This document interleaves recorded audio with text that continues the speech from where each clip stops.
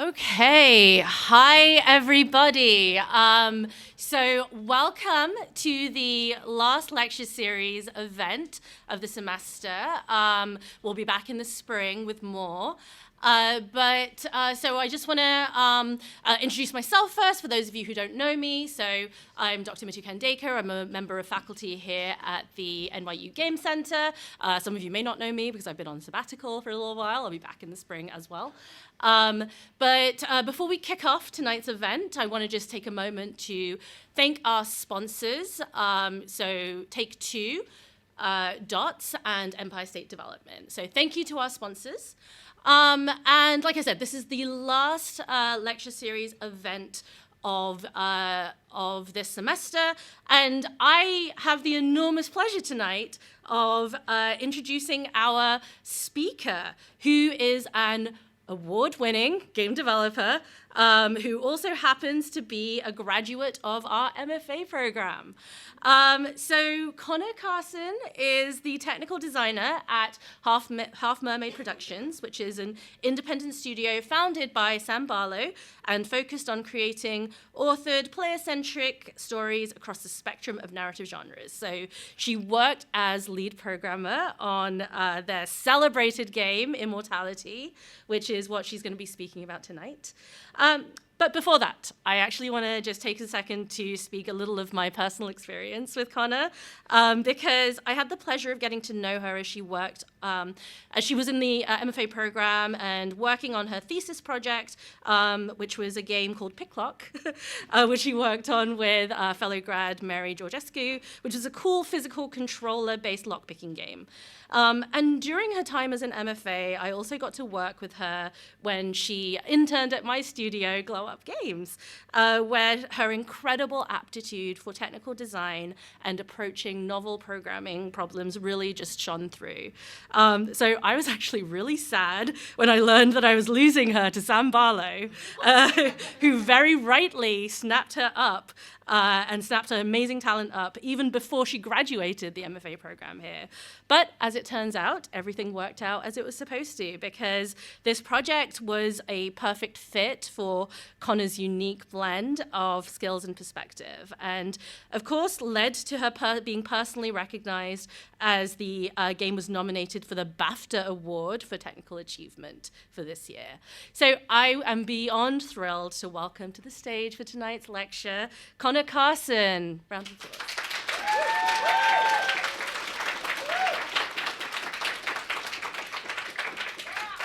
Whew, okay. That's so much pressure. Thank you so much for that introduction. Hi, everybody. I'm Carson, and today I'm going to be talking about Immortality. So this is expression in match cuts, designing and engineering an intelligent film editor, and we're going to talk about a few things in this lecture.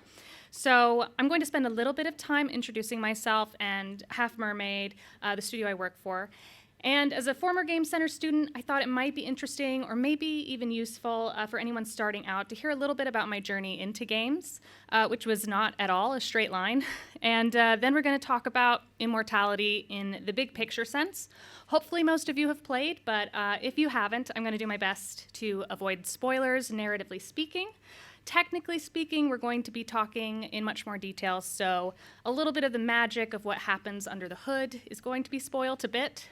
Then we're going to break down the centerpiece of this lecture, which is the match cut mechanic in Immortality. We're going to talk about each component that makes the mechanic possible, and that's going to bleed into the topic of player expression, where we'll discuss in more technical detail the formula largely responsible for the narrative pacing and the curated personal experience of each playthrough.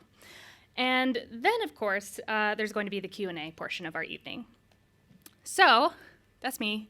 I'm Connor, and Game Center alum, MFA 2020, and technical designer at Half Mermaid. this is the bit where I tell you about Half Mermaid and our mission, but me too did that. So we're gonna move on. I will tell you, I started out as basically a junior level programmer hired to prototype Immortality. And I had an amazing senior programmer, Lizzie Atwood, who was mentoring me at the time. But when she left the studio to pursue other exciting things about 6 months after I started, I suddenly got to jump into the role of lead programmer. And since then, I've sort of pivoted into the title of technical designer. The work is largely the same, but we're a very small team, so that has given me the opportunity to sort of lend my skills to a lot of different areas of the game. And so technical designer seemed like a little bit more reflective of that. But before we move on to Immortality, it's worth noting that my journey to joining Half Mermaid, or even to being in this industry at all, was not a straightforward one. It zigzagged quite a bit, starting with my introduction to games. I was somewhat sheltered unintentionally from the games my generation was playing growing up. I didn't own an N64, I didn't know about Legend of Zelda. Instead, I played what my mom played. Old point-and-click adventure games like the Sierra Online King's Quest series, puzzle games like Myst and the original Tomb Raider. And rather than expanding my horizons, I just played and replayed those games over and over, learning to love the world of gaming in a very limited scope. Despite my growing love of games, however, it had never even occurred to me that games were something one might pursue as a passion or as a profession even. Instead, I found myself focusing on a different profession. Yeah, I was a musical theater kid. I did the dancing and the singing and all of it. And eventually I wound up at NYU, where I received my BFA in theater. However, it was during my junior year that I first began questioning my pursuit of acting. I had become kind of disenchanted with it, and I just felt particularly lost at that time. And that's when I had to confront severe depression for the first time and the state of my own mental health. And I had a friend in the acting program who was going through something similar and who suggested that I play the new Tomb Raider. This was the 2013 reboot, as a way to escape a little bit. I took her advice, and in doing so, I realized that I hadn't been actively playing any video games in years. And though I'm in no way suggesting that playing a game can stand in for professional treatment, playing that game at that time did give me a piece of myself back, and it helped me immensely in getting through a very difficult period of time in my life. And it also had me asking myself, why did I ever stop playing? And I think it came down to a feeling that I didn't have a place in games. As a woman, as someone who lacked a shared language and vocabulary with most self-professed gamers, I didn't feel like I could take up space in that world, or that it fit into my extremely limited view of who I was. So playing Tomb Raider, a modern game with ties into my childhood, really awoke something in me.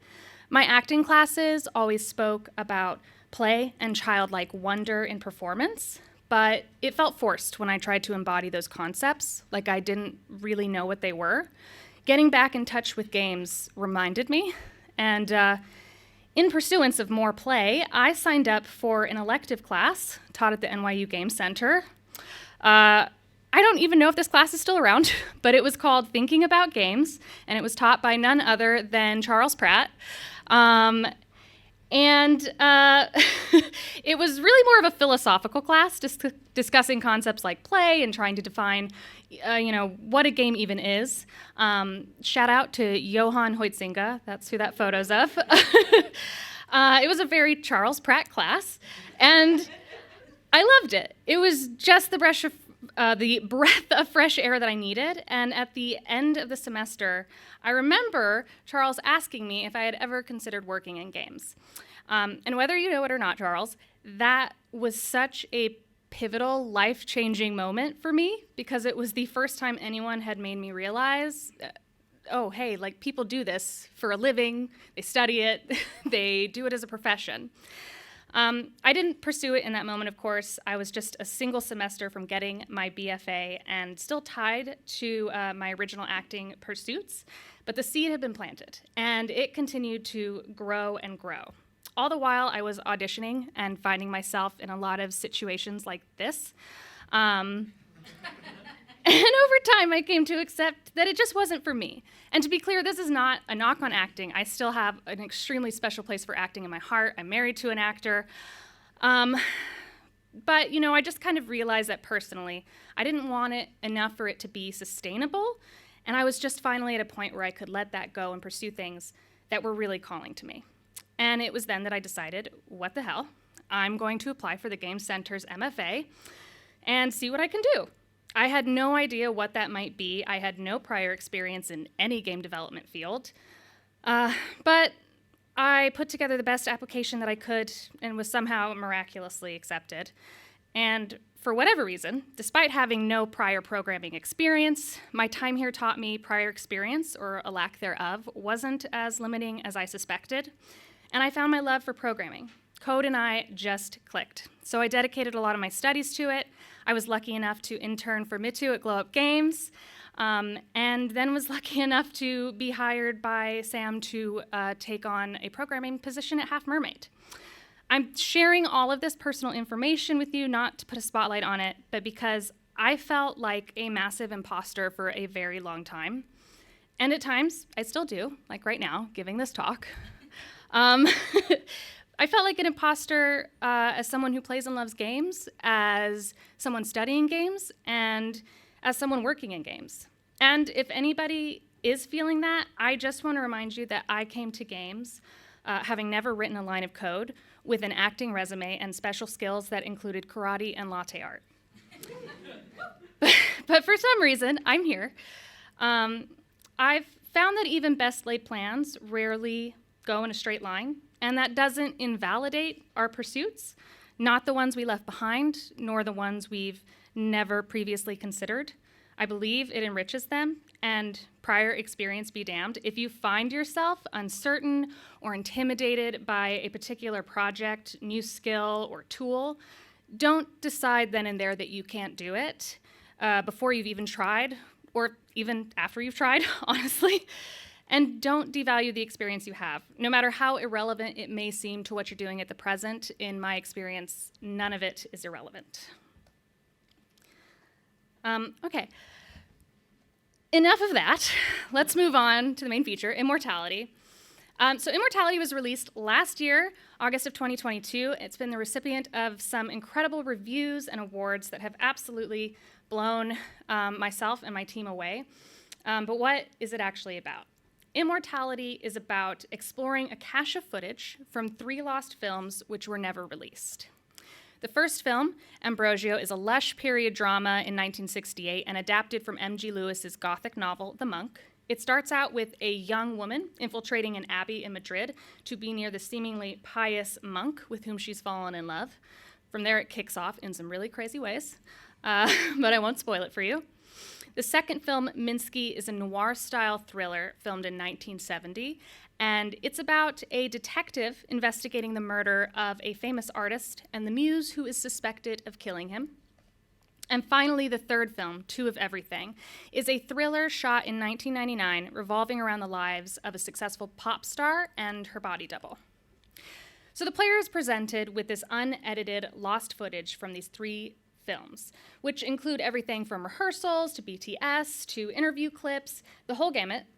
And while the years between the films means the technology and the shooting style and the aesthetics varies greatly between them, they do, as some of you might have noticed from the previous shown stills, all have at least one thing in common. They all star the same actress, Marissa Marcel. Marissa was an up-and-coming star, seemingly destined for success in Hollywood. But her life and career became shrouded in a sort of mystery after filming Two of Everything in 1999, when she went missing. The player's objective in sifting through the remnants of Marissa's career is quite straightforwardly to answer one question. What happened to her? But of course, we didn't just hand the player all the lost footage at once and say, good luck. Instead, the player starts with a single clip and is left to discover the rest of the footage in a way that is singularly unique to them. This means seeing things out of order, rapidly moving between scenes, films, genres, watching and rewatching footage with new understanding when the player obtains new context, and building all these disparate parts into some kind of whole, into a mosaic of sorts that not only helps explain what happened to Marissa, but which also reflects the player's progress and their own cinematic sensibilities. And that's really what the design of Immortality came down to, cinematic sensibilities and our deconstruction of them. So how do we allow the player to find new footage in a way that encourages that cinematic eye? And how do we do it in a way that is engaging not despite its nonlinearity, but because of it? We wanted something that put the player in the seat of a director or a video editor without just recreating the tedium of working in an editing room. And we wanted to challenge the player's expectations of how video is even supposed to work. From all of these design goals and challenges arose the solution that became our sort of central pillar of Immortality's gameplay. And as you may have already guessed, based on the gameplay footage I've just shown, that solution was the match cut. Whether or not you've heard it by name, I'm willing to bet most, if not all of us, have seen many. You just saw a lot from the previous video. But if you haven't, you can probably gather just by looking at these examples what a match cut is. It's a film editing technique where one shot of an object or action cuts to another shot with the same or a visually equivalent composition. And a good match cut has this continuity that's nearly seamless. So these are just a few examples. Of course, Indiana Jones. We have on the upper right one from The Graduate, Breaking Bad, and then kind of the poster child of the match cut is this shot from Psycho. So this was it. This is the idea that we landed on for what we think is going to satisfactorily answer our most significant design questions. We're going to let the player move through Immortality using match cuts. But what does that actually mean? Well, let's move backwards and explicitly break down in layman's terms how this mechanic should work as if we're putting it down on paper for the first time. So first and foremost, the player needs to be able to select or click on pretty much anything on any given frame, with some qualifiers, of course. For example, a distant prop that's blurred into the background might not be particularly useful, but any actors, props, set pieces, even gestures, something like a kiss or a handshake, they all need to be available to the player as long as they're reasonably visible and within frame. And for the sake of having a shared language around this design, we ended up calling these selectable items symbols. Next, we need to know when for a symbol match cuts are best suited to happen in each video clip. The match cut as an exploration tool falls pretty flat if the match cut itself just looks really bad. The beauty of a good match cut in film is that seamless continuity, so the code needs a way to decide the when. When we drop into a scene, we want the code to consider whether the symbol we're cutting to is blurry or tiny or obscured or has even moved off screen. All of these aesthetic choices that a video editor or director might intuitively make when cutting together footage in the editing room. After that, the code needs to be able to quickly compile a list of all other matching, or what we call closely matched symbols, for any symbol that our player selects or clicks on. We have exact matches, for example, an apple cutting to another apple. And then we have close matches, meaning Marissa Marcel playing the role of Franny can cut to Marissa Marcel playing the role of Matilda. Or an apple can even link to an orange because the code has some kind of understanding that there's an equivalence between two pieces of fruit. Finally, the code needs to be able to look at some data representing the player, their choices, their progress, their play style and interests within the context of the game. And from this data, the code needs to make a decision about which scene and symbol the player should be match cut to. So now, we've got the design roughly written out. Let's talk about the actual implementation, starting with making everything selectable. And this really was the aspect of Immortality that had us stepping back and asking ourselves, can we do this? It is so much data to consider and track across the footage of 3 full films. We had 288 video clips total, and while some were very short, most were not, and any given piece of footage might have dozens and dozens of symbols, and each of those needed to be tracked across every single frame. We've had people assume that we accomplished that with some kind of AI under the hood or tech akin to facial recognition or machine learning. The truth is actually a lot more boring. To borrow Sam's own words on the subject, sometimes the solution to a complex problem is just doing a massive amount of work. Considering all the possibilities, we realized that the most boring and tedious solution, which would be manually rotoscoping every symbol across every frame of every clip using post-editing software, might actually be the most straightforward and effective. So that's what we did. Having tested this solution on some sample footage, we created a workflow for this process. One, creating documentation that put very explicit rules in place for how exactly these symbols were to be tracked. We knew we weren't going to be able to do this alone. In fact, we suspected that we'd need practically an army of outsourced individuals with post-editing experience to get this done. And that meant a lot of different hands at work on the same project. So defining a clear system of rules for how these objects should be tracked was crucial for the sake of consistency. And this is actually something I wish I had done more across the entire project. Documentation, while annoying to me personally when I have to write it, defines a shared vocabulary and vision around a project. And on a technical note, it's going to make your code so much cleaner and easier to debug when it inevitably becomes this kind of Frankenstein thing as other programmers with other styles begin to add to it. In our case, the documentation for tracking symbols was necessary to ensure that consistent naming conventions were followed so that we could accurately parse data later. There needed to be rules for symbols that entered into or exited out of the frame so that our code understood the difference between an on-screen symbol and an off-screen symbol. And we needed to make sure that every mask tracking a symbol was made up of the fewest vertices as possible, and that they maintained the same number of vertices across the entirety of a clip. This was necessary for optimization so that the already massive files our exporter was going to be spitting out weren't any larger than they needed to be. We didn't need super detailed masks perfectly sculpted around each symbol. A tight quad was perfectly fine. And it also was going to help us massively later when we had to do real-time geometry to determine things like calculating the cursor position for the aim assist feature on controllers, or dynamically determining which symbol a player had clicked if multiple symbols were overlapping or obscuring one another. The next step involves Sam, my boss, and Natalie, our producer, marking up a single frame from each clip to indicate which things in a scene should be tracked. And these first drafts looked a lot like these stills in the slide. And then for our third step, we actually brought in a remote team who received the documentation and the marked up drafts from us as well as the footage, and then they rotoscoped all of Immortality according to those rules.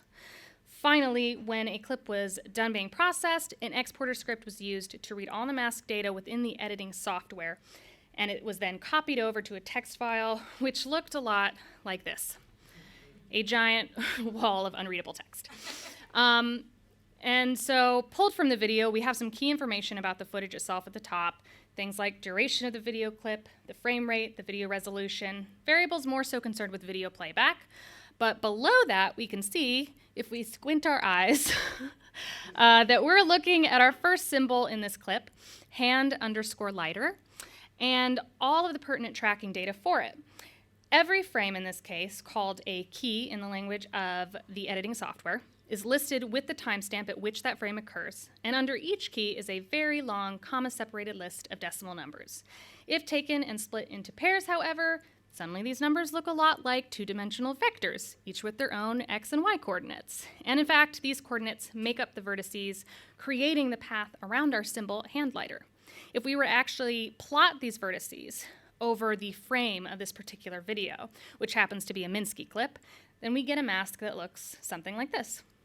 So now that we have the data we need, our next step was naturally to import and convert it to usable game data. However, as you can imagine, this file goes on for every frame of every symbol, and this is just one file for a single clip.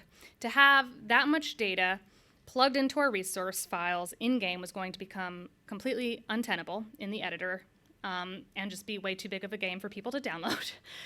And result, just in an absurdly large game. So we needed a way to optimize that. We had to start asking ourselves, what data is redundant and where can we cut corners? The first answer was simple. There are going to be a lot of symbols, especially set pieces and some props, that just don't move for long periods of time.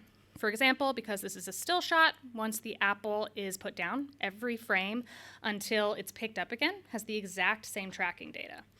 Those vertices are not moving. So all we really needed was that first frame from when it stopped moving and that last frame before it begins moving again. Everything in between is redundant and taking up unnecessary space, so we throw it out. The second solution was less straightforward, required a little bit of fine-tuning, but really paid off in the end. We realized that in many cases, the movement for many of these symbols, like this apple, was very small and subtle from frame to frame. The distance these symbols move from one frame to the next, or even from one frame to 10 frames later, might only be a small number of pixels. And all the micro movements in between, like the ones we see here, didn't necessarily needed to be captured exactly. If, for example, we set some threshold, in fact, we used 10 pixels, if I remember correctly, then we could measure the distance between each vertex in one frame against the following frames until that threshold was reached or surpassed, and only then would we retain the data for that symbol at that frame. The frames that hadn't surpassed that threshold could be thrown out. Visually, it would go something like this. We have 9 frames of this clearly award-winning film of an apple crossing a void. And we'll say for the sake of this example that this apple is moving at a smooth rate of 3 pixels per frame. Frame 1 we keep by default because it's our starting point. Now we begin to compare the following frames. If in frame 2 the apple has only moved 3 pixels from frame 1, then this does not meet or surpass our threshold of 10 pixels, so we do not need this frame. Frame 3 has 6 pixels from frame 1, still quite the small distance, we eliminate that. Same story with frame 4, which has only moved 9 pixels, gone. However, when we get to frame 5, we know that the apple has moved 12 pixels from frame 1, which surpasses our threshold of 10 pixels, so we retain this frame. Now we start to compare against frame 5 as it's the most recently retained frame, and the process continues. What we're left with is frames 1, 5, and 9. And rather than using all the exact data of the frames in between, we can free up space by just simply interpolating or animating from frame 1 to 5 and from frame not 5 to 9. And so this may seem like a lot of work for what in this example seems like minute savings. But in the end, this process took the text file for this particular video clip with the apple from 103,000 and some lines to just 6,000 lines, literally reducing its size to just 5% of the original. And across 288 clips, you can imagine that this saved us a critical amount of space. So with this optimization, the tracking data was now ready for import, but there was some other data we still needed to pre-calculate before bringing everything in-game. And that was the points of transition for each symbol across each video clip. In other words, if the player selects, say, this bundle of letters, whatever symbol they're match cut to, in this case, a burning note, needs to have some data about the when, at what timestamp are we cutting to this matching symbol, and the where. Literally, where does the matching symbol exist on the screen at that timestamp? This information is our point of transition for a symbol, or what we refer to internally as an entry point. But we knew we didn't want to have just one entry point for each symbol. We needed it to feel dynamic, so even if you were matching to the same symbol over and over again, you wouldn't necessarily get the same cut over and over again. We also knew we did not want to hand select these. We had already manually rotoscoped over 2,000 symbols, and it felt like there could be a simpler solution here using code.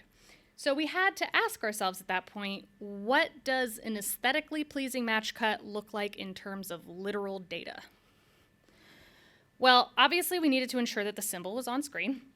The way we did this was by checking whether the position of each vertex for a symbol was contained within the confines of the video clip's resolution. If all the verts were on screen, we could confidently say that the symbol was on screen. Or if even a single vert was on screen, then we could assume the symbol was at least partially on screen.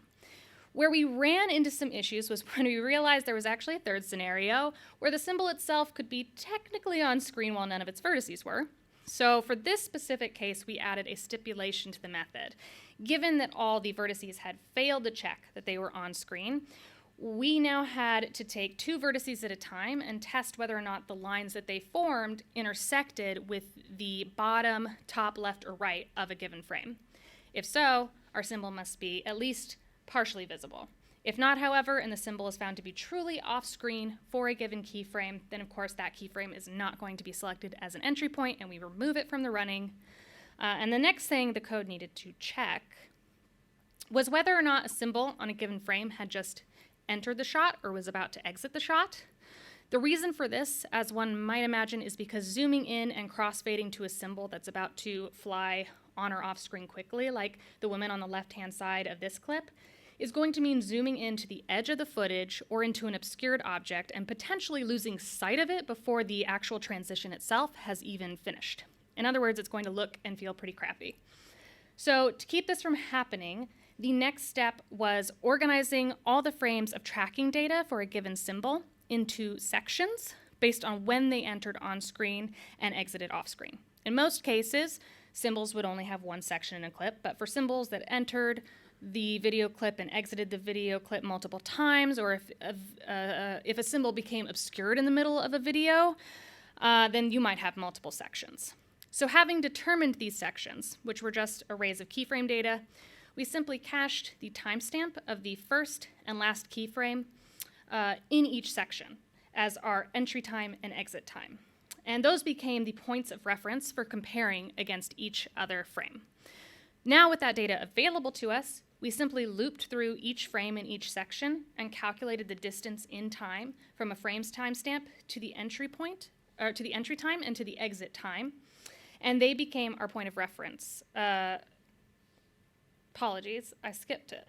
And they, so we calculated the distance from the frame's timestamp to the entry time and the exit time, and then if that distance, in either case, was greater than a predetermined threshold, then it was determined that that key was far enough away from the entrance or the exit to be eligible as an entry point. And if not, it was eliminated.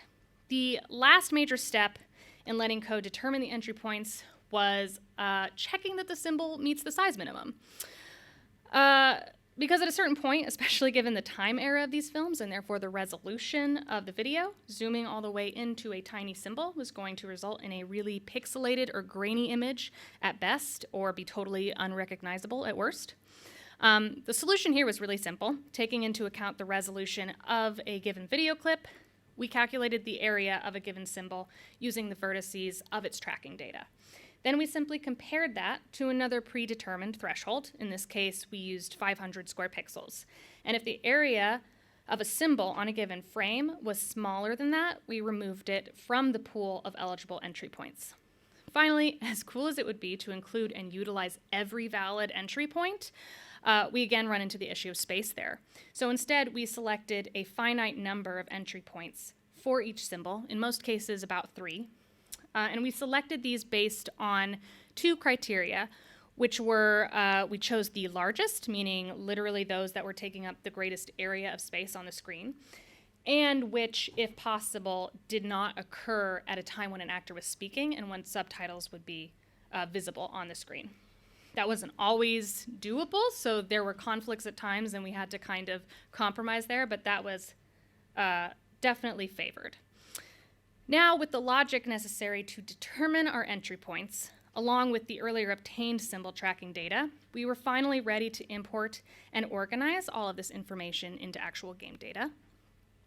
So, all right, let's chat briefly about that data and how it's structured, and to that end, how it's utilized to help us find all the other matching or closely matched symbols when a player does initiate a match cut by selecting a symbol.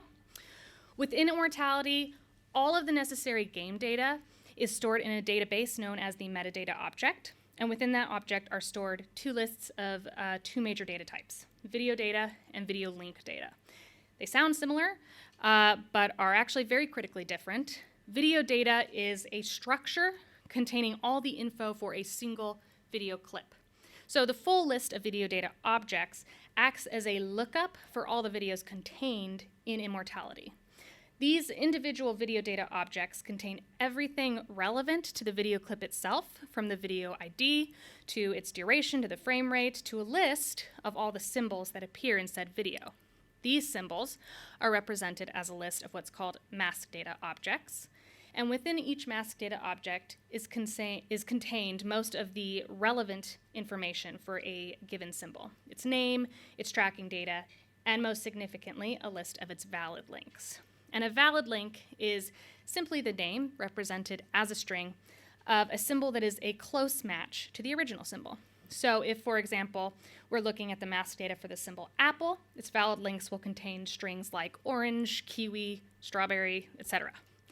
How are these valid links determined? By hand, in a giant spreadsheet whose data was then imported with all the other data. With a reference to every symbol in Immortality listed in this sheet, this was another one of those just do a load of tedious work moments. But the tedious work here involved critical design decisions, specifically for determining which symbols could and should match cut to which, in the case of non-exact matches specifically.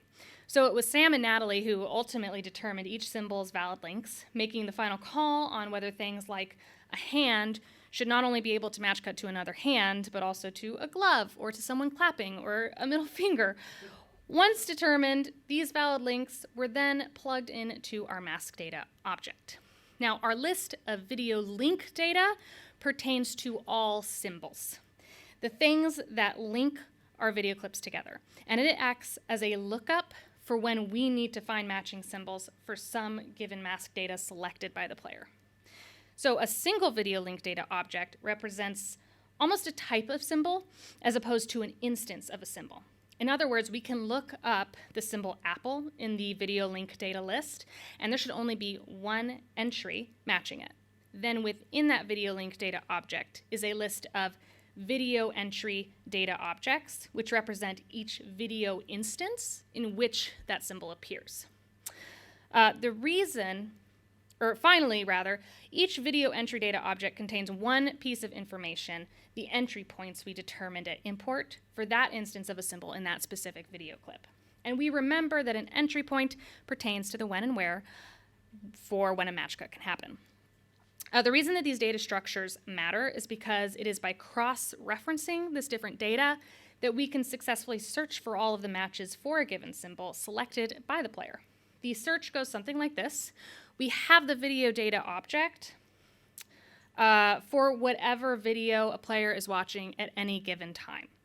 If they click the apple, for example, we have within the video data object the mask data for that apple. And then using that symbol's ID, which is a string, and the valid links referenced in the mask data, which are also strings, we can then search the list of video link data for items with matching IDs. We're returned, in this instance, all of the data for apple, orange, kiwi, etc., and that data gives us every video instance in which those symbols appear. And then finally, if and when a match is selected, we have the entry data we need to ensure we cut to the new video clip at a time and location that looks good.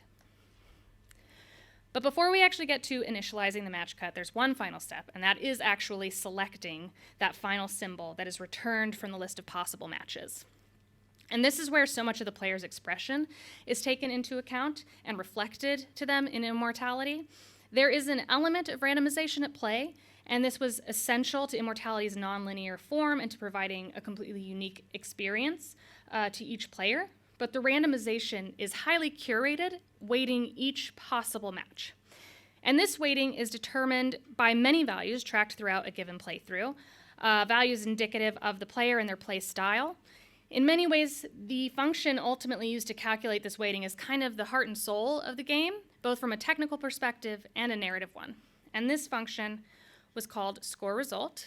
And I think the best way to exhibit the way that the player's expression is utilized is by getting a little more technical, zooming in a bit, and breaking this function down piece by piece. So this function is going to return a float, the score for one given instance of a symbol whose data is passed into it. Now, the first thing we need to calculate as a part of this score is the target clip affinity, which is just a fancy name that we've given to a number that represents how aligned the clip's themes are with the themes the player has thus far been most in tune to. So let's step back a bit because we haven't actually talked about themes before. To clarify, there are 3 core themes that have been defined specifically in Immortality's design and data: religion, moment, and art. And each scene is therefore assigned a vector 3 value predetermined in our data sheets that tells us how representative it is of each theme. So for example, a very literal interpretation of this might mean that the religion score within the vector is very high for an Ambrosio clip because it's a film about a monk. So to calculate this, we take the dot product of the video clip's theme score and the player's theme score. In general, the more aligned the 2 vectors are, the higher the dot product. So the more the result we're scoring is aligned with the player's theme score, the more that result is going to be ultimately favored, meaning that the game tends towards encouraging the player to pursue narrative threads that they've already shown an interest in. Next, we calculate what we're calling the supernatural multiplier. And this is essentially a Boolean, but represented as a float. Specifically, if the video clip that we're scoring has any supernatural elements to it, then that supernatural multiplier is 1. If not, then it's 0. If you're wondering what a supernatural element is, go play the game. I don't want to spoil it for you. But just know that code-wise, the supernatural multiplier is kind of a yes or no thing, and it's actually also used in calculating the next variable, which is the supernatural affinity. And this is simply put a value that indicates how recently the player has seen a clip that does have a supernatural element. We calculate this using something called the freaky score, which is super technical. And the freaky score is a value we track and update every time the player watches a clip. The longer the player goes without encountering a supernatural element, the higher the freaky score. We then multiply that freaky score, yeah, I feel weird even saying it, by the supernatural multiplier we calculated before. In other words, if it's been a while since the player has seen anything supernatural, and if the clip we're currently scoring does have a supernatural element, then our supernatural affinity is going to be higher and will weight the overall scoring to be in favor of this clip. In other words, this is ensuring that there's some kind of regular narrative pacing when it comes to encountering these mysterious events. All right, next we calculate the progress affinity for this result. And to do that, we first need the clip importance value, which is a static score between 0 and 1, indicating how essential a clip is to the overarching Immortality narrative. We also need the target clip affinity that we just calculated earlier relative to the completion score, aka how far the player has progressed towards seeing 100% of the footage. Once we have these values, we can do a simple comparison and set our progress affinity equal to the lesser of the 2. What this does is ensure that we don't front load the heavy, important scenes at the beginning of the game, because this mathf.min comparison acts essentially as a clamp. So the less the player has progressed, the smaller the second value in our comparison, which will win out over high clip importance. Then as the player progresses further and that value increases, they will naturally start to encounter more and more important meaty clips. Like supernatural infinity, this is just another handy method for narrative pacing. Following progress affinity, we have a very straightforward value, fresh affinity, which is another Boolean represented as a float, and it simply weights the scoring such that clips which have never been seen by the player, meaning fresh affinity is equal to 1, are more favored than those clips that have already been seen. In these next few lines of code, we're actually calculating what is called our exact match modifier. And all we're doing to calculate it is comparing the name of the symbol the player selected to the name of the symbol that we're scoring. And if they're an exact match, meaning an apple to apple, then our modifier is going to be equal to 1. And if they are a close match, meaning an apple to an orange, then it's going to slightly disfavor that match over the exact match. Next is the variable known as proximity affinity. It takes up a larger footprint, but the logic's pretty straightforward. So at the top of the whole function score result, we passed in an enum called sort option. And sort option is just a group of IDs representing how the player has their video grid organized. There are 2 options in the game. The grid can either be sorted by date, meaning when each clip was shot, or by slate, meaning by the film and scene number, which should theoretically translate to the chronological order for that film's kind of fictional timeline. So depending on the sort order the player is using at that time, at the time that this function is called, we either calculate the distance between the date of the video clip the player came from and the date of the video clip we're scoring, or we calculate the distance between the two video clips in terms of their film and scene numbers. Of course, this only applies if the scenes are from the same film. The closer together the video clips are, either by date or cinematic timeline, the more the clip being scored will be favored in the final algorithm. The last thing we're going to take into account is how many times the player has seen the clip we're scoring within the last 10 clips that they've most recently seen. For every time in their last 10 views that the player has seen the clip we're attempting to score, the code increments the counted views. And a sort of affinity is calculated as 1 over the number of views, plus 1 to ensure we don't divide by 0. Sort affinity becomes significantly smaller the more the player has seen the given clip. So if we're dealing with the result that the player has seen a lot recently, the final scoring algorithm is going to majorly disfavor that result. And speaking of the final scoring algorithm, here she is at last, making the overall score for a given symbol this, or in case you forgot what all those variables are, here's a version I wrote out kind of in natural language. You can see by the multipliers too how certain components of this algorithm are weighted even more heavily than others. Fresh affinity, for example, which attempts to favor clips the player has never seen, is the most highly prioritized component of the formula, with sort affinity and progress affinity following after. Having scored every possible match, the final selection is ultimately made using a random weighted shuffle, putting the highest scored symbols as the most statistically likely to be selected, though not guaranteed. That lack of guarantee is what makes each playthrough unique. You can never recreate the same outcome as another playthrough, yet the weighted scoring keeps the experience from feeling tediously random.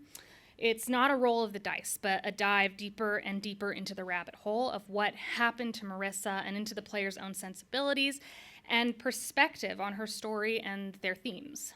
No outright solution is ever given. It's up to the player to determine what they believe happened to Marissa through old-fashioned detective work.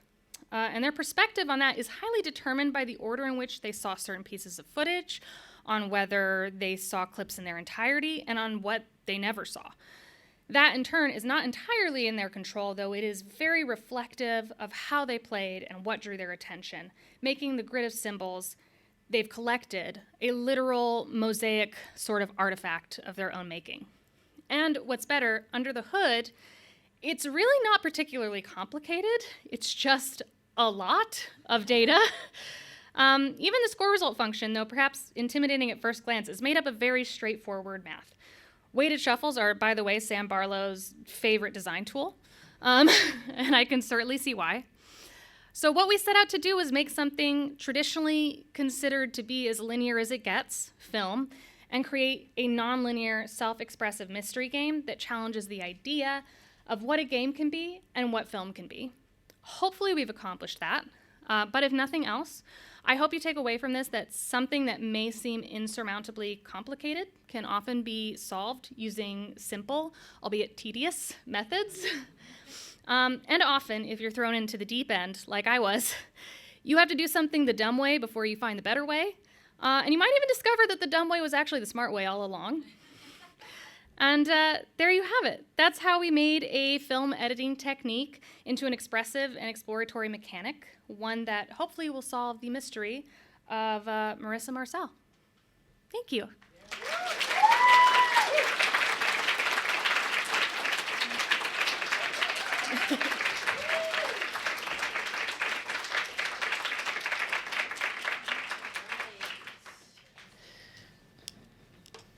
All right, let's just turn that on. Thank you, Connor. That was amazing. Yeah, I just, I love just a really good, like, nuts and bolts talk, and that was a real standout for the lecture series, so thank you. Thank you. So, yeah, I have some questions, and then we will open it up as well to audience questions towards the end.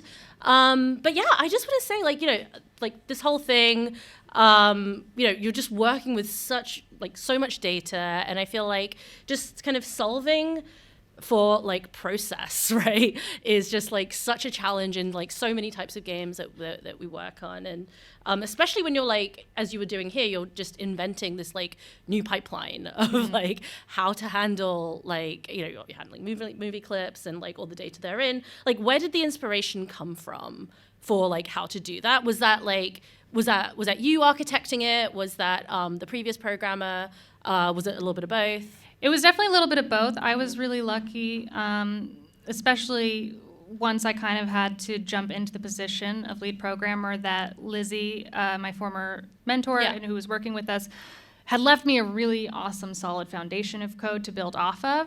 The importing of all the data was, there was like a base there for that, and then I kind of built off of it, largely based on what I was breaking and didn't work, and playing the game and doing a match cut and be like, why did we get that match cut? That was weird. And then having to go into the importer, looking for where it's specifically importing that symbol, and discovering just a lot of the weird edge cases. Yeah. And so it's just like this inherently iterative process, as these things are when you're like trying to just refine like what is the process for this like new pipeline that I've invented. On that note, like you're dealing with a lot of strings, and sorry to get into like nerdy programming questions, like strings and like doing string matching.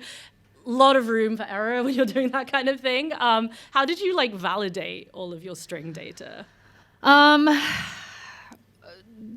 Yelling at Sam a little bit. Like to make the point clear, right? Like you're matching like, oh, does this have an apple, and does it like like if someone's made a typo in the word apple, like you're screwed, right? Like, That's something I've had to learn to be very patient and flexible with, because Sam does love utilizing string data.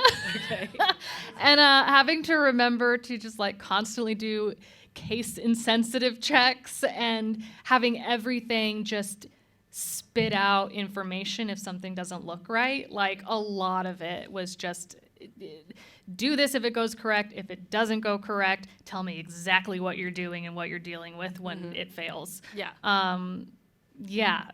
is prone to error, which I like to remind Sam of. But that just speaks to like, you've built this like incredible pipeline and process, but like, game development is just like, it's messy, right? It can just be inherently messy, and that's just kind of the way it goes, and you kind of have to roll with that sometimes. So that's really cool to just get an insight into that. I did want to bring up, because you talked about this like sort affinity, right?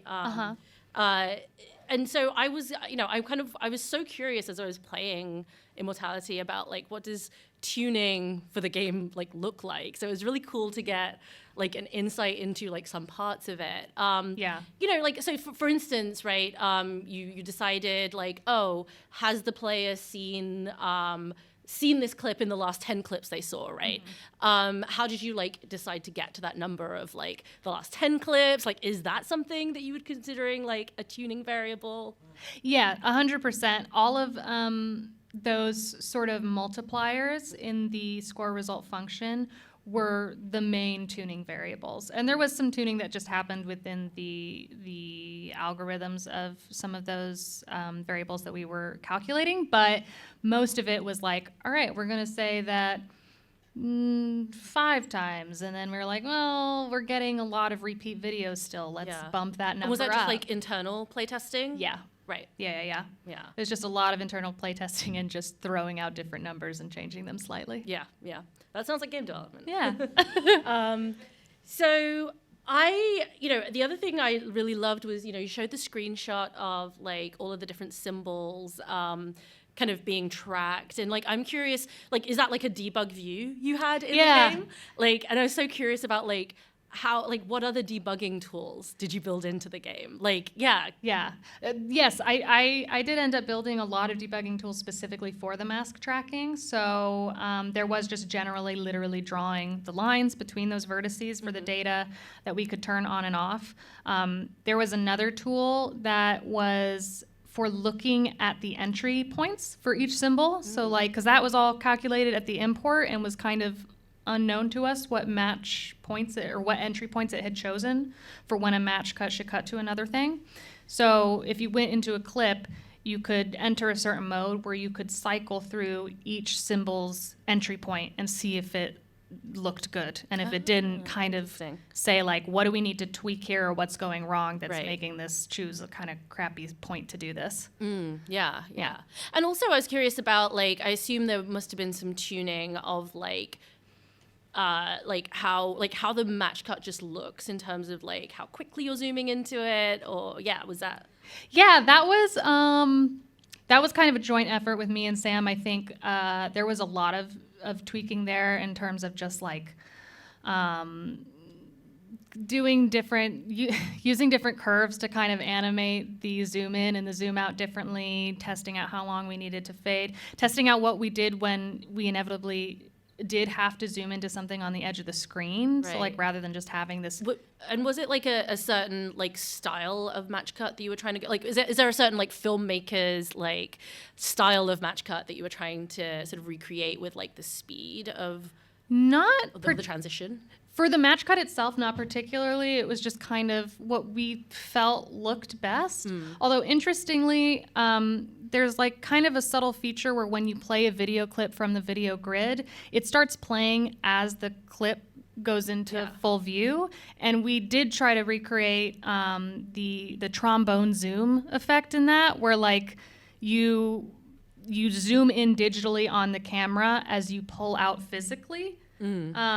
So we had to create that. It was really annoying, but it was also a really cool thing to implement. And I feel like it gets overlooked, and I'm like, no, my trombone zoom.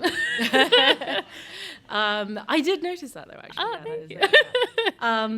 So yeah, I guess I also wanted to ask, and I don't know if I'm allowed to ask about it, but like scrubbing, right? Yeah. Like, obviously you've talked about like match cuts here. And I say this for like not wanting to spoil the game and that kind of thing, but like I wanted to talk about like how you tuned the like scrubbing back and forth feature. Because things happen in the game if you like scrub. If you scrub it just right. If you scrub it, yes. Things happen, and that was like. Sam is meticulous in his design documentation, and he also has a math degree, so like he will write out a lot of these formulas for me, and then I just kind of have to translate them. So he already had a very good idea of like what those values needed to be, and then there was just a lot of iteration based on how difficult it was. We wanted it to feel like almost like a pick locking mechanic, like or like a radio tuning mechanic. Like we didn't want it to be like too easy, but we also didn't want people to not realize that like you could get to a certain point where something happens. Yeah, I mean, can you talk to me a little bit about that process of like just tuning that feature, like testing it, because it's a really key part of the game, right? Testing it, we discovered like just a lot of edge cases that we needed to look out for. So it's based largely on not only location within the timeline of the video, but also the speed at which you're going. And we had to include a lot of hints. And so determining when those hints took place and whether they were just visual or just audio, because we have both, was a lot of like creating these special little hint zones where it's like within this many seconds of the start of this mystery section, we'll have this hint, and then within this many seconds, we'll tweak it to be a more obvious hint, and then we have to have that for both directions of scrubbing speed. And it was a lot of tweaking those little hint zone values on kind of the edges of where you're supposed to be kind of fine-tuning and radio tuning this feature. And there was a lot of just of kind of edge cases too, of like, if you're not going the perfect speed and you're going a direction that it doesn't expect, things just don't work. So it was a lot of debugging and testing that out and then tweaking those little numbers on the edges. Yeah. I mean, I guess I'm curious about, kind of related to that. And I was thinking this as you were talking about, like, yes, it's just, you built this through just like a sheer amount of just like work, right? It's just a lot of just like, you're just kind of just like putting all this data in. And similarly, from a player's perspective, if you're a player who's just like, I'm going to brute force this game, like, do you have, and especially I was wondering as you were kind of showing the way that the way that you've defined these variables around like progress, have you seen this clip, have you seen that clip? And like, did you have to just put any kind of like guardrails around anything specifically, like beyond the formulas that you shared? Because like, it struck me when I got to like towards solving the game or like solving like the mystery of what happened to Marissa, I sort of had this moment of like, I could have searched for like a particular symbol perhaps, which would have like helped me get to it quicker. Yeah. And like, if you're a player who's just like, I'm going to start with this particular, I'm like trying not to like be douchey and spoil the game. But if you're someone who just like, oh, I'm going to search for this particular symbol, could you just happen across like the conclusion? No. So okay. We tried to limit it as much as possible, but there is some gating. So for a handful of clips that have really narrative essential things that happen, we do kind of have a check for them where it's like, in addition to all of those other checks that we do when we're looking for valid symbols we can cut to, we also say, if this symbol or if this clip is clip 144, right, and the player's this is a special clip, right, and the player hasn't seen this other clip or hasn't progressed to like at least this percentage of seeing, 60% of the footage, then we don't really want them to access this yet. Okay. So there's only a few that we do that with, but it does definitely gate just like, speed running. Right. Yeah, exactly. I want to shift to sort of just talk a little bit about, I just like loved how just in-depth this was and how just like focused on actual implementation this was. But I want to kind of talk about some of the kind of like more process of, well, actually, I guess maybe, a good segue might be, because you mentioned you took over the role of lead programmer from, was it Liz Atwood? Yeah. And like, what does and you sort of said like there was like a process of mentoring and bringing you into the project. What does a sort of mentoring relationship look like in terms of programming, I guess, right? Like, what were the things that were really what were the things that you learned, I guess, that sort of, helped bridge the kind of education you had here in terms of the MFA program through to like, oh, I'm like in this, like, I'm in production on this project now? A lot of it was just being less messy. Right. We would, essentially, I was given tasks to prototype certain mechanics, starting with things like even just how the video grid selection worked.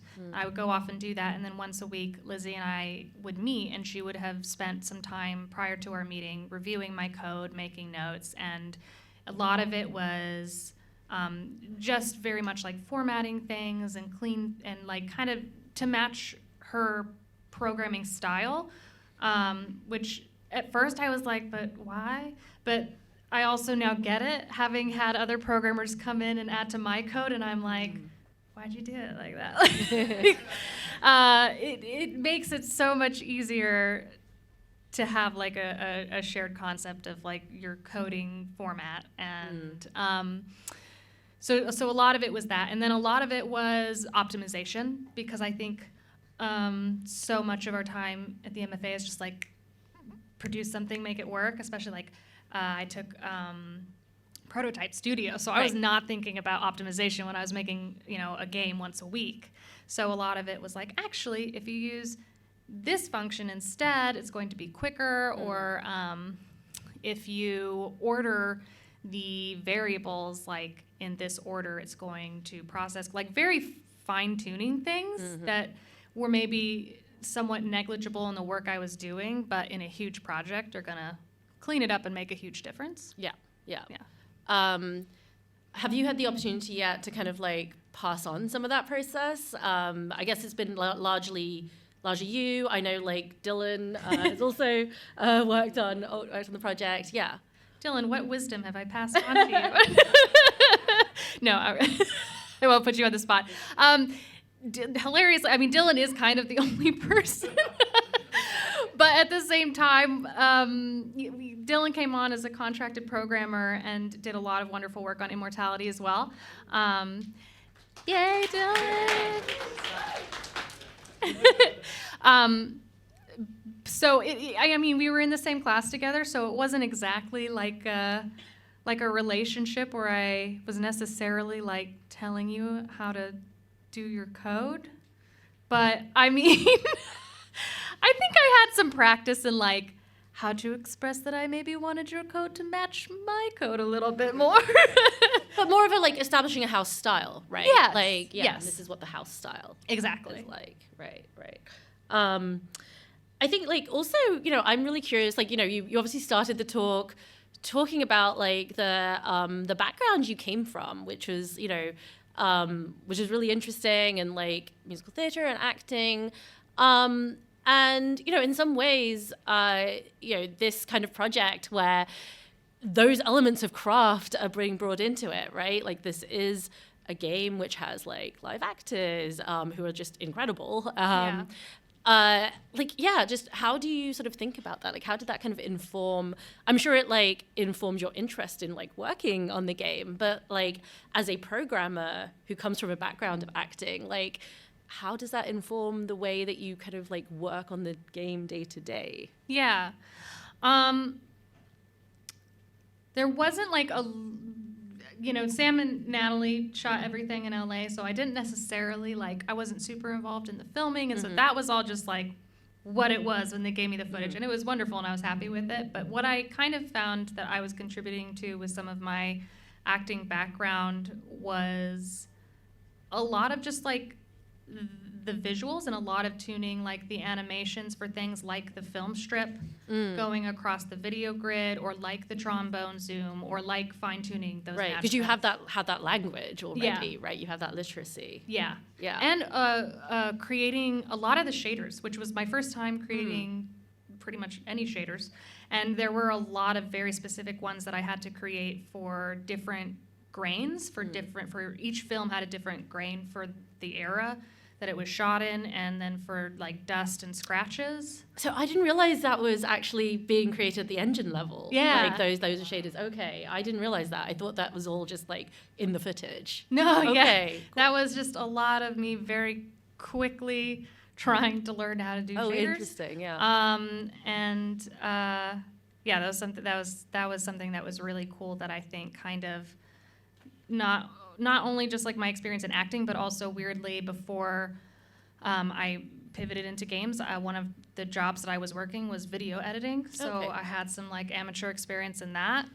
It was just one of those bizarre things too, when Sam was like, it's a project about an actress and we want it to feel like a movie editing thing. And I'm like, I was an actress. Wait, so when you like talked to Sam and interviewed with him, like was that literally like is that literally like where things were with the project, like in terms of establishing like, oh, this is the way we're going to do match cuts, like that was like the prototyping you were involved in, is that right? Yeah. A lot of what existed, I think at the time, was taken from pre-existing Telling Lies code, and was just kind of like a base of the logic. So when I came in, he was still very much prototyping the narrative, and Lizzie had tools in place for like basic video playback and importing certain kinds of data that we knew we were going to have, but it was pretty early on in the process when I joined. Yeah.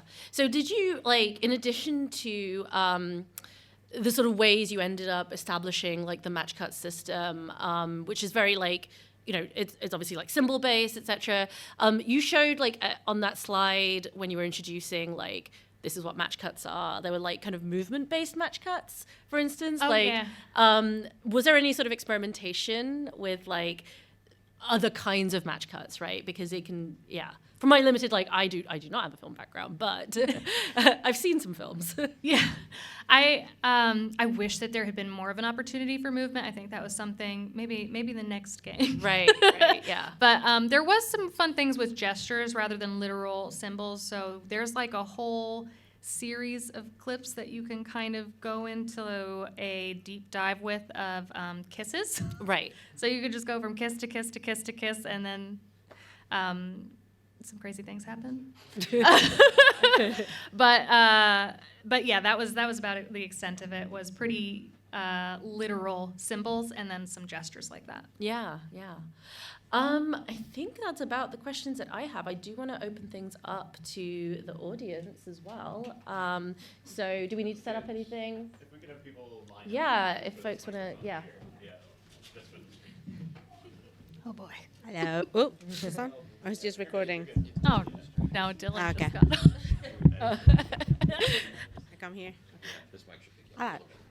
Thank you so much for the talk. That was really awesome. Because a lot of the questions that I had, you've already responded. But there's one that I'm missing. Coming from QA and having done QA, how did you do the play testing part, especially with players? Like, you talked about your own debugging tools, but were you keeping track of what people were doing? Did you record what people did, like screen recording? Because replaying the game, I realized how different it is when you come back to it. So, like, how did you know what actual players who didn't know the game were doing to fine tune it?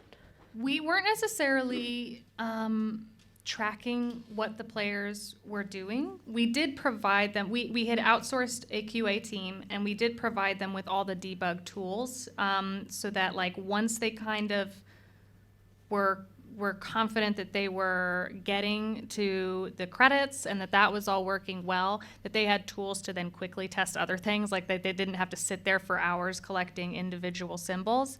But really, yeah, we were just focused on, are you getting to the credits? There was, to an extent, we knew, like, if they were able to see, like, we tested if they could see 100% of the videos, but we weren't like video recording or tracking every single step that they had made. There was that information in our debug log, but I don't know that we ever really looked at it in that depth. Yeah. How did you handle, so you talked about once you kind of had all the footage and masking everything, but how did you handle testing this stuff out and building this code up, presumably while footage was still being filmed and created? We had like 5 sample videos taken from like Stanley Kubrick films. There was one from, is it Eyes Wide Shut, but then there was like Eyes of Laura Mars? Yes. Yeah, and there's just like a scene over and over again of this actor just removing his shirt and putting his shirt back on. And that is like burned into my memory because we just tracked the data for that shot and put in the subtitles for that scene and like used like that and a handful of other random scenes pulled from films. There was this panic moment of like, we took out all of those sample shots, right? Like, we're not going to get sued. So, yeah, we did it with that kind of data. That's a really great question. Yeah, I was so curious. Like, yeah, what does a gray box version of this look like? And Tommy Lee Jones taking his shirt off. cool. Hi, Connor. Thanks for the talk. I'm a big fan. Security. So you talked about, your unique background of coming from acting, and I'm curious, like, so I have 4 sub-questions. So, number 1, what's one piece of advice you could give actors from programming? What's one piece of advice you could give programmers from acting? then now, what's one game that should be a musical? And then what's one musical that should be a game? So advice I would give programmers about acting? Back and forth, both times. Like tell them how to act or like apply this acting should they know logic about to acting? programming? Okay. I mean, I think being okay with messy is really important. Like, I really like clean code, and at some point, it's okay to be okay with messy and to just spend your time getting the thing to work. For programmers, or no, for actors from programmers, be less messy. I don't know. Game that should be a musical? Oh, God. I mean, personally, just because I would love it, I don't know that it necessarily should be, but Tomb Raider. And then I would audition for it and be like, I'll be back, game industry. And then what was the last one? One musical that should be a game. Oh, one musical that should be a game. This is a good one. This is like really dark and gruesome, but for some reason Sweeney Todd came to mind. Excellent. Okay, I don't think I can top that question, honestly. But this is amazing, and it must have been a really good time to work on it, honestly. I do have a really technical question, which is, given that it's video data, and there's so much of it, I noticed that in your files that you were recording it as floats and also as text. Wouldn't it have been way more efficient for it to be 16-bit ints? And I love the run length encoding you're doing, and all that other stuff was awesome. But like, wouldn't you've gotten like a savings for free? In terms of like the pixel data that was recorded as floats, yes. Okay. Okay. And we got to a point. Precise, right? Yeah. It was more precise. It probably, and this is something we discussed with Sam, only needed to be integers.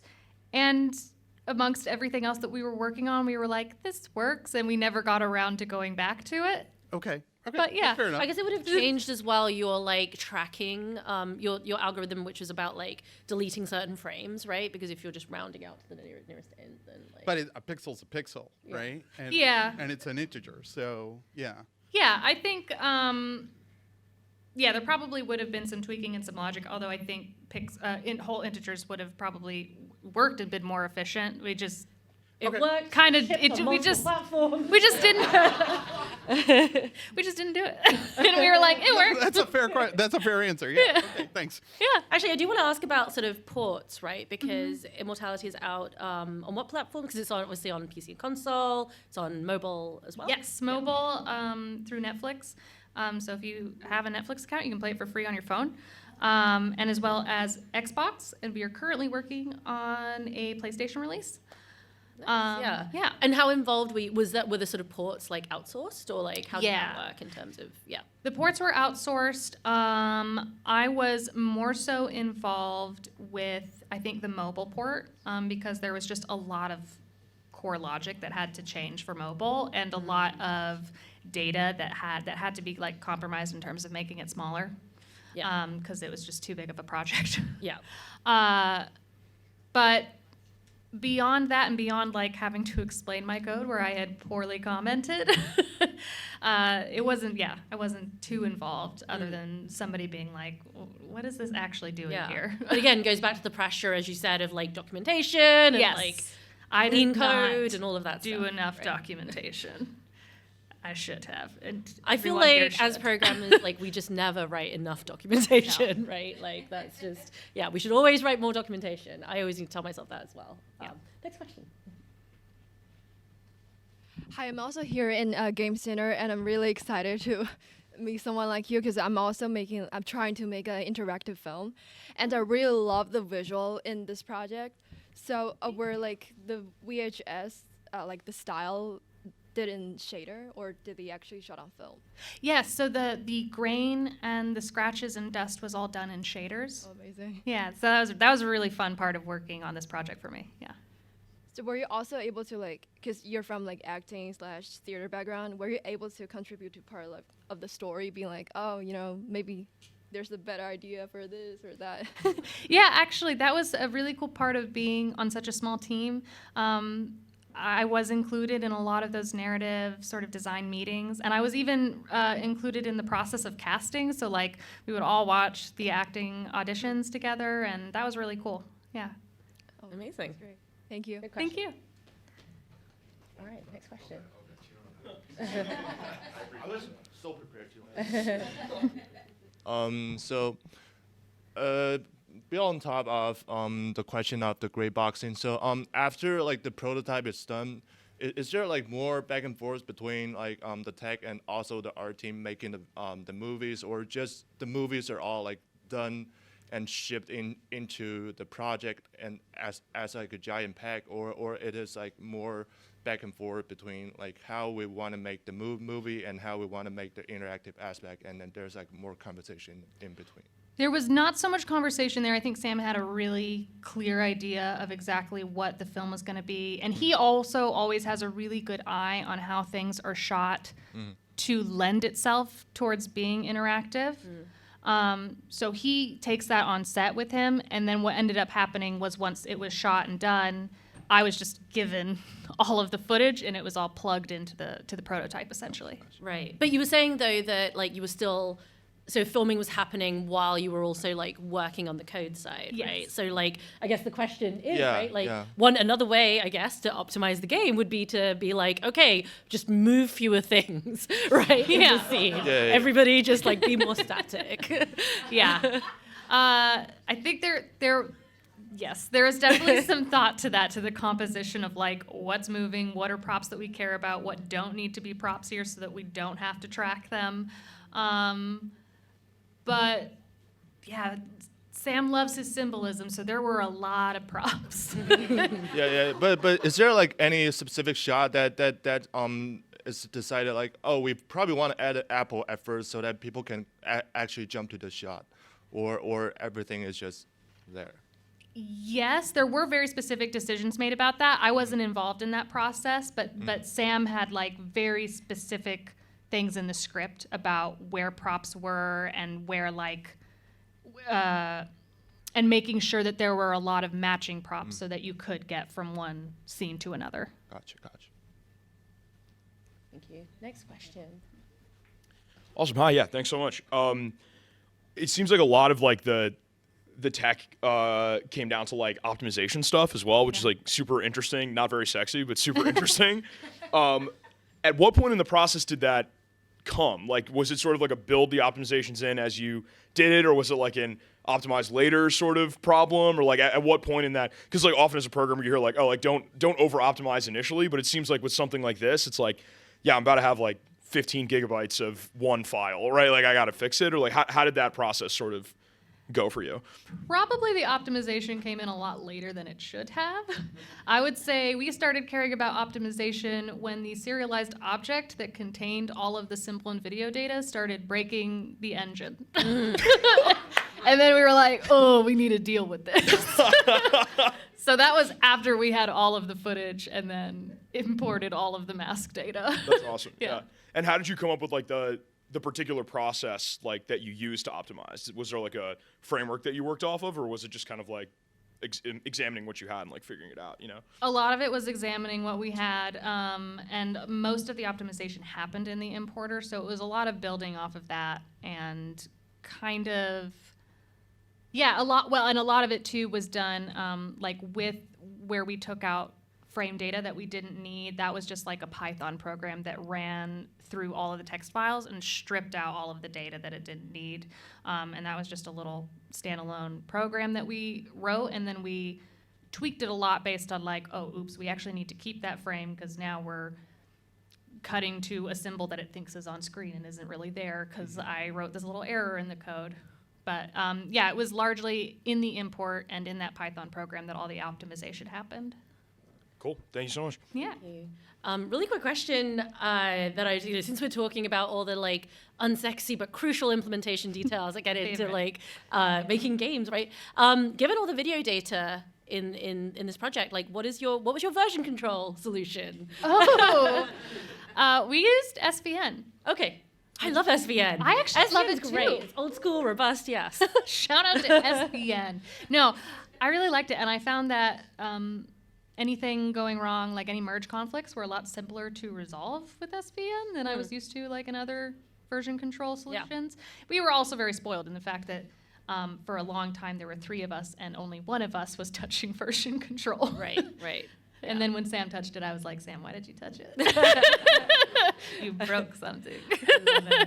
Next question. Hi, I was wondering if there were any mechanics or player affinity kind of variables that were ultimately cut. And I was also wondering about how playtesting informed player expression. Did you have everything already in mind before playtesting? Were there any surprises that came up that informed your code? I think like for playtesting, our playtesting really wasn't as focused on the player expression. It was mostly just focused on looking for bugs, making sure that we can like see everything. I think like a lot of the player expression playtesting was just done internally between myself and Natalie and Sam. As far as, I'm sorry, could you remind me what the first part of the question was? Yeah, were there any features or variables that were cut ultimately? That is a great question. I don't think we ended up really cutting anything. And especially with like the scoring algorithm, right? For instance, like were there any inputs to that like you were like, no, we don't actually need this. This isn't necessarily contributing. I don't believe so. I think it was just tweaking those multipliers and adding. We definitely was a smaller function when we started, and then we just kept adding to it. Right. I think there was some tweaking based on like feedback of, hilariously, there's a moment in the very beginning of the game where the game intentionally glitches, and there were a lot of bug reports for those. And we were like, oh no. So there was a lot of tweaking there to make it, like, to try to make it as obvious as possible, like this is intentional. But that was about it. Thanks so much. Yeah. Hi. Thank you so much for this talk. Really great. I was going to ask, working on a small team kind of on like something logistically so big as getting so many like external collaborators to rotoscope, how do you kind of have those internal discussions on like making that decision? Is this the absolute right way to go? Like when do you reach a point where you're like, this is what we should do, and kind of working together? Like how do you figure that out, I guess? I will say most of those decisions I wasn't involved in. It was largely our producer, Natalie, who was incredible. She like wore 30 different hats in the making of Immortality. And so she did just loads and loads of research when we were trying to make decisions like that, and would ultimately report it all back in great detail to Sam. And then Sam kind of made those final decisions. But yeah, I mean, Natalie was the point person for all of that. Gotcha. All right, thank you. Yeah, sorry. No, you're good. Hi. Hi. Oh. Is it? Okay. Sorry. Hi, I was just wondering, with you programming the algorithm at the same time that you were filming, how much of there was there like an intended sort of guided path the player would go, and like an arc they would make? And if so, like, how much of that was decided in the filming, and how much of that was decided by tweaking the algorithm? A lot of that was decided by the filming, and ultimately too, we had a cool tool that I almost forgot about because we kind of were done utilizing it very quickly after I joined the team. But we had an exporter that basically Sam had written the film scripts in actual script writers, and then Lizzie had written code that took all of the data in that script and just parsed all of those strings and split it up into data that it could just like play out on any video clip. So it wouldn't match the video clip, but you would have these little boxes that like said, oh, in this scene it was written that there's an apple and there's a this and there's a this actor. And so that was one way that was not play testable in an interesting way for anyone else, but for us, we could kind of see what the pacing was and test out the algorithm and see where things went without having the footage yet. And then, yeah, I think that was already very much thought of in filming, and then it was just a matter of slightly tweaking when that didn't go how we expected. Thank you. All right, final audience question. Hi, I'm curious about the 3 player affinity types you were talking about. You said the religion one you talked a bit about, but what did like moment and art mean? So art was, I think, like really wrapped up in the idea of immortality, in that I think it had to do a lot with the idea of immortalizing oneself in art. And I think thematically too, I think each theme was very much tied more strongly to one film. So where art was more tied to Minsky and moment was more tied to Two of Everything. Moment being very much, I think, about like being in the moment and about kind of the fleeting nature of a pop star's life. So yeah, those were kind of what those were. Awesome, thank you so much. You're welcome. All right, I have 2 final questions to bring this home. So firstly, what was the most annoying bug Oh God. that you worked on? Yeah. It was one that Dylan and I both had to tackle for a very, very long time. That I probably, it's my own fault because the grid was like the first thing I was charged with implementing when I joined the team. So that was my most baby code in the project. And then instead of going back and like improving it, it seemed like it was working, and we just let that carry on until we were like, oh, this is really broken. What was going on with it? Like, what was the issue? So there was the actual grid of videos, which were like little image tiles. And then there was the film strip, which the way the film strip moved, where it actually looked like you were sliding across a film strip, there was an invisible line of all of the film strips that was masked, so that you could only see the one that was like being selected. And in addition to that, for optimization reasons, we couldn't have, especially with like the symbols, if you're somebody that like collected 2,000 symbol images on the symbol grid, we couldn't have them all loaded, so we had to use a recycling system. And once we introduced that to my grid logic, everything went up in flames, and the selector just had no idea where it was. Okay. So we would go down, and instead of going down a row, it would jump to like some random clip, and then it would keep jumping around, and then it might find its way back, and then you would just get null references, and everything would blow up. Yeah. Okay. Yes, that sounds awful. Yeah.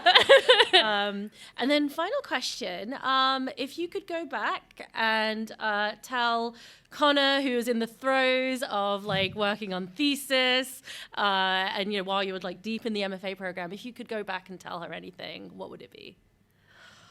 Or give some advice. Oh man.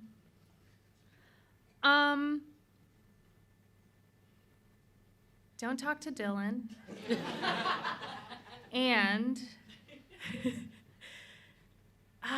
that's really difficult. I feel like this is gonna sound so depressing, but I feel like I would just like really encourage myself to enjoy the collaborative spirit of being in that space and working on my thesis, because I'm very blessed in being on my team and working on the project, but we're all remote and there's like 3 of us. So I miss that so bad, just that energy of collaboration and being around other programmers. And I think like we'll get to a place where that's happening again. But as much as like you can, I think there's the opportunity for one to butt heads with other creatives. Like it's so special having that opportunity to work with others. So yeah, I think I would just encourage myself to utilize, like to enjoy that more and really Dive in. and know it's going to work out. And I'll tell this anecdote public. I told you before we started, but like I just thought this was like so. Before we started this talk, I was just looking for. I was just searching for Connor in my emails because there's an email that was like connecting us, and I came across Connor's career plan for survival skills that she wrote in 2019, which she had to email to me and I had to check it and I think in it you said you hoped for the next within 5 years that you hope to be working for a small studio as a technical designer where you had a lot of creative input and just all of the things you wrote that you wish for yourself came true, including you have a big dog as well. You're like, and I want to have a big dog. So I just want to say kudos to you. Like things can work out, and that's really beautiful. Thank you. All right, thank you so much, Dakota. Thank you.